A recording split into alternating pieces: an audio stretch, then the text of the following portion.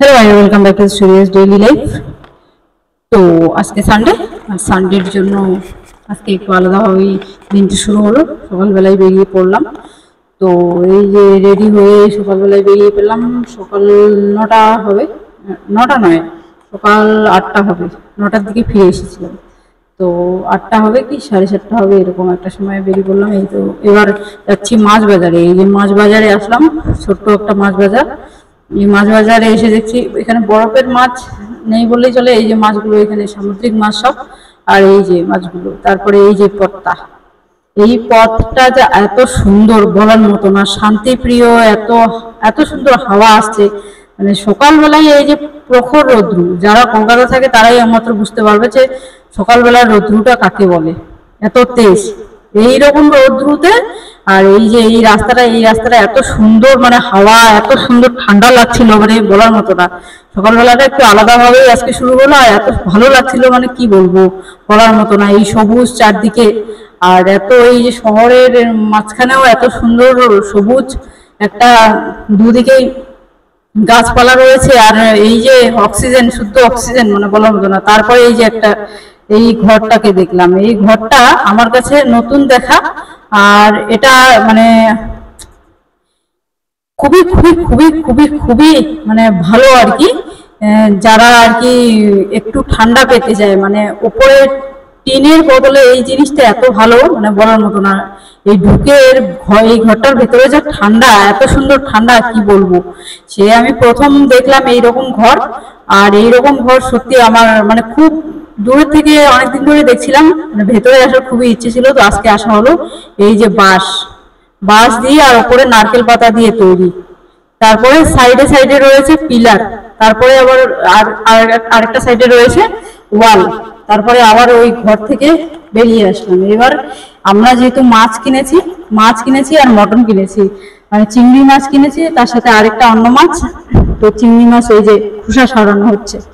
তো এই যে চিংড়ি মাছের খোসা ছাড়ানো হচ্ছে, এই খোসাটাকে ছাড়িয়ে চিংড়ি মাছ কতটুকু বেরোলো আর খোসা কতগুলো বেরিয়ে গিয়েছে, মানে বলার মতো না। এইটুকু বেরোলো চিংড়ি মাছ, আর খোসা, এই যে চিংড়ি মাছের খোসা, মাথা খারাপ, এতগুলো খোসা আর এইটুকু চিংড়ি মাছ বেরোলো। কতগুলো চিংড়ি মাছ নিয়ে আসলাম, এইটুকু চিংড়ি মাছ শেষে বেরোলো, মানে মাথাই খারাপ। তারপরে তো স্নান টান করে, আজকে আমার কেমন লাগছে মুখটা, স্নান করে বেরোলাম, একটু সুন্দর লাগা দরকার, মানে মুখটা যেন কেমন একটা কেউটে ধরনের হয়ে গেছে, কিরম যেন লাগছে আর কি। তো তারপর আর ভালো লাগছিল না ভিডিও করতে। তারপরে এই যে বিরিয়ানি বানানো হচ্ছে। আজকের বিরিয়ানিটা হলো প্রন আর রাইস, মানে প্রন বিরিয়ানি আর কি, যেটাকে বলা হয় প্রন কাহানি বিরিয়ানি, বিরিয়ানিটার নাম। বিরিয়ানিটা রান্না হচ্ছে এই যে একটু আলাদাভাবে রান্না হচ্ছে। প্রথমে এই সব পেঁয়াজ টেয়াজ সব গ্রেভি বানিয়ে নিয়ে প্রনটাকে ওইখানে দিয়ে, তারপরে সেই বিরিয়ানি রাইসটা আলাদাভাবে সেদ্ধ করে নিয়ে এখানে ঢালা হয়েছিল। তারপরে এই যে ওই ভাপে তৈরি হয়ে যাবে, সেটা তো সবাই জানা, বিরিয়ানি ভাপেই তৈরি হয়। আর তারপরে এটা বিরিয়ানির মোটামুটি প্রসেস শেষ হয়ে গেল। এরপরে আমি ভাজবো চিংড়ি মাছ। চিংড়ি মাছটা এইখানে কর্নফ্লাওয়ার আর মশলা সব দিয়ে মাখিয়ে নিয়েছি, কিন্তু এই যে আজকে চিংড়ি মাছটা একটু মানে আলাদা একটা চপাট হয়ে গেছে, যার ফলে মশলাগুলো সাইড হয়ে যাচ্ছে আর চিংড়ি মাছগুলো সাইড হয়ে যাচ্ছে। কিছুটা তো হয়েছে গন্ডগোল, যার ফলে এরকম হয়ে যাচ্ছে, চিংড়ি মাছগুলো আলাদা হয়ে যাচ্ছে আর কি, মানে বলার মতো না। তো যাই হোক, যেই হয়েছে সেই যেটাই বানাই না কেন, খেতে তো লাগবেই, খারাপ হোক ভালো হোক খেতে লাগবেই, এরকম একটা ব্যাপার। আর স্যাটিসফ্যাকশন, আমি যদি রান্না করি, আমার রান্নায় কেউ ভালো বলুক না বলুক, আমি তো বলবো যে এটা ভালো হয়েছে। এই যে এখানে মটন গ্রেভি এটা, আর নিচে রয়েছে বিরিয়ানি, আর অন্যদিকে ওই যে ওইখানে চিংড়ি মাছের হচ্ছে, ফ্রাই হচ্ছে। তো এই যে মটন গ্রেভিটা আমি বানাইনি, কিন্তু দেখতে ভালোই লাগছে, খেতে কিরম হবে জানি না। তো যাই হোক, মটন বিরিয়ানি, মটন আর এই যে প্রন বিরিয়ানি আর চিংড়ি মাছের যেটা ফ্রাই হয়েছে, তারপরে এই যে সব শেষে সব তৈরি হয়ে গেল। এরপরে খেতে বসবো, দেখা যাক এখন খেতে কিরকম টেস্ট লাগে বিরিয়ানিটা। তো বিরিয়ানিটা মানে আজকে একটু আলাদা রকম হয়েছে খেতে, আর এই মটনটাও একটু ভালো হয়েছে, মানে আলাদাভাবে নারকেল টারকেল দিয়ে রান্না করেছে, তো মটনটা একটু ভালোই হয়েছে। আমি জীবনে প্রথমবার নারকেল দিয়ে মটন খেলাম। তো যাই হোক, খেতে তো বসেছি, খেতে ভালোই লাগছিল। তারপরে আমার হাতে কেটে গেছে, ওখানে ব্যান্ডেড, তারপরে আমি দুটো হাত দিয়ে খেতে পারি, এটাই হলো আমার মানে বিশাল বড় একটা অ্যাডভান্টেজ। দুটো হাত দিয়ে খেতে পারি, দুটো হাত দিয়ে লিখতে পারি, দুটো হাত দিয়ে আমি সবকিছু করতে পারি, এই হলো আমার অ্যাডভান্টেজ। তার ফলে আমি এই হাতটা দিয়ে বা ওই হাত বাদ দিয়ে এবার এই হাত দিয়ে খাচ্ছি।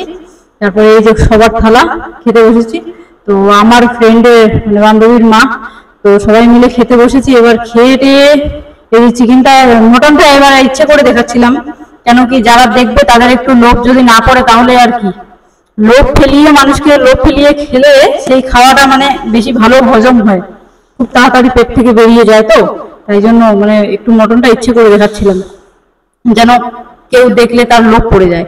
তারপরে খাওয়া দাওয়া সেরে একটু আবার পেইন্টিং এ বসা। পেইন্টিং এ বসে আজকে আমার ফ্রেন্ড বললো যে আমাকে আঁকবে সে, তো দেখা যাক কি হয়। এই যে শেষে পরিশেষে আঁকলো, কিন্তু এখনো এটাতে কালার দেওয়া হয়নি, যখন কালার দেওয়া হবে তখন দেখাবো। তারপরে এই সন্ধ্যাবেলা আমি বানালাম গোলাপ জামুন। গোলাপ জামুন বানাতে গিয়ে এই যে এখানে 1 কাপ দুধ আর ওই গোলাপ জামুনের প্যাকেটটা পুরোটাই ঢেলে দিয়েছি। তারপরে এইখানে এই যে চিনির জল গরম করে নিলাম, তারপরে এইগুলো গুলো বানাতে হবে।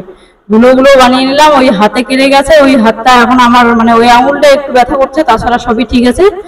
আর এই গুলো বানিয়ে নিলাম, গুলো বানিয়ে নিয়ে এই সবগুলো একসাথে বানিয়ে নেব। বানিয়ে নিয়ে তারপরে আমি এই যে তেলে ছাড়বো। গুলো সুন্দর হয়েছে, কিন্তু ছোট বড় হয়েছে কোনো ব্যাপার না, আমার কাছে স্যাটিসফ্যাকশন আছে, আমি নিজেকে কখনো খারাপ বলি না। তারপরে এই যে তেল গরম করে নিচ্ছে, আর এই গরম তেলের মধ্যে মোটামুটি 17টা 18টা একসাথে ছেড়ে দিয়েছি গোলাপ জামুন। তারপরে এগুলো হয়ে যাওয়ার পরে আরেকবার 17টা 18টা আছে, মোটামুটি 35টা হয়েছে, গুনেও নিয়েছি, 34-35টা আছে, তো গুনেও নিয়েছি। আর এই যে এখানে খুব তেজ রয়েছে, তো এটাকে একটু কমাতে লাগবে, কমিয়ে তারপরে এটাকে ভাজতে লাগবে। বেশি জোরে দিয়ে ভাজলে পরে খারাপ হয়ে যাচ্ছে, ওই যে পুড়ে যাচ্ছে একদম, মানে ভেতরটা সেদ্ধ না হতেই পুড়ে যাচ্ছে। তারপরে এই যে বের করে নিলাম। এগুলো তো ভালোই হয়েছে, কিন্তু আজকে ভাজতে গিয়ে একটা গন্ডগোল হয়েছে, একটা ভাজা খুব কড়া হয়েছে, একটা কম হয়েছে, যেটা কম হয়েছে সেটার ভেতরে সেদ্ধ হয়নি। তারপরে এই যে ঢেলে দিলাম চিনির জলে মানে শিরায় ঢেলে দিলাম। এবার শিরায় ঢেলে দিয়ে মোটামুটি আধা ঘন্টা রাখতে লাগবে। তারপরে এই যে গোলাপ জামুনটা পুরোপুরি তৈরি হয়ে যাবে। পুরোপুরি তৈরি হয়ে যাওয়ার পরে এই যে স্পঞ্জের মতো তৈরি হয়েছে। আর যেটা ভাজা হয়নি সেটা একদম বিশ্রী হয়েছে, ভেতরে তো ভাজাই হয়নি, আর যেটা সুন্দর ভাজা হয়েছে সেটা ভালো হয়েছে। তো বাই, থ্যাংকস ফর ওয়াচিং।